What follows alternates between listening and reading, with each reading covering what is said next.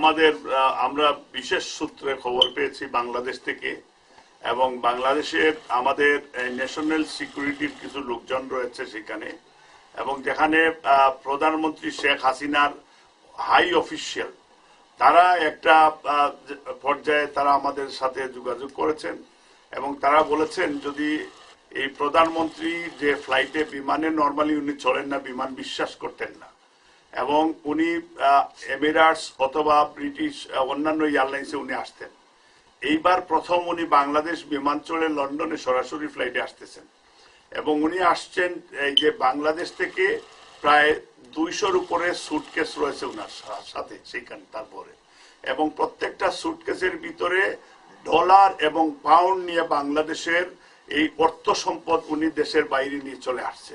এবং আমরা বলতে চাই যে বাংলাদেশের কাস্টমস এবং ইমিগ্রেশনকে যে বাংলাদেশে তোমাদের চাকরির কোনো ভয় নাই, আগামীতে বিএনপি বা তার 18 দলীয় জোট ক্ষমতায় আসলে তোমাদেরকে রিওয়ার্ড দেওয়া হবে, সেই হিসাবে বাংলাদেশের সম্পদ আপনারা বাঁচান।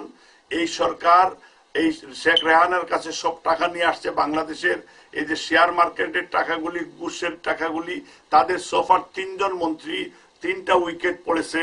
এটা বিএনপি 18 দলীয় জোট বাংলাদেশের মানুষের এটা বিক্রি হয়েছে, এবং করাপ্ট রেজিম ব্রিটিশ মন্ত্রী এবং British MP sir Bob Russell বলেছেন যে এই সরকার রেজিম সরকার এবং এই সরকার করাপ্ট সরকার এবং এই সরকারের কোনো বৈধতা নাই। তা আমরা মনে করি দেশের সম্পদ এই যে বিমানে যে, এবং ব্রিটিশ সরকারকে আমরা অনুরোধ জানাচ্ছি যে কাস্টমস যেন এই যে নর্মালি ডিপ্লোম্যাটিক চ্যানেলে আসলে ওনারা সুটকেস চেক করেন না, তা এই যে টাকাগুলি দেশের টাকাগুলি বাইরে আসতেছে, আমরা চ্যালেঞ্জ করতে চাই যে সুটকেসগুলি যদি খুলে দেখা হোক।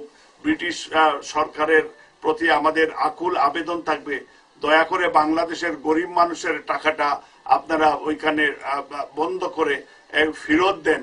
আর এই শেখ হাসিনা ওইটা ওনার সন্তান দেশের বাইরে জয়, ওনার মেয়ে পুতুল সেই কানাডায়, ওনার বোন লন্ডনে, এবং ওনার আরেক মেয়ে ফিনল্যান্ডে, ওনার রেহানার মেয়ে ফিনল্যান্ডে, আবার ওনার ছেলের বউ আবার এই ইন্ডিয়ান।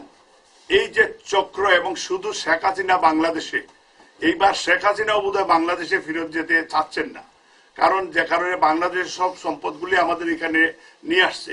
এবং শেখ হাসিনার যে এই করাপ্ট রেজিম যুক্তরাজ্য বিএনপি এবং তার অঙ্গ সংগঠন এবং 18 দলীয় জোটের পক্ষ থেকে আমরা এই শেখ হাসিনার রেজিগনেশন ডিমান্ড করছি।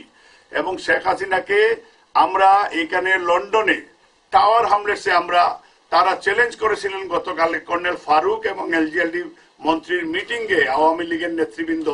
আমরা চ্যালেঞ্জ গ্রহণ করে 27 তারিখে তাদেরকে আমরা চ্যালেঞ্জ দিতে চাই যে আমরা ফ্লাইওভারের আগে পুলিশ স্টেশনের সামনে যুক্তরাজ্য 18 দলীয় জোটের অবরোধ এবং আমাদের এই বিক্ষোভ মিছিল চলবে, এবং শেখ হাসিনাকে আমরা এই আপনার অলিম্পিক গেটে আমরা ঢুকতে দেব না, এইটা আমরা চ্যালেঞ্জ শুনলাম।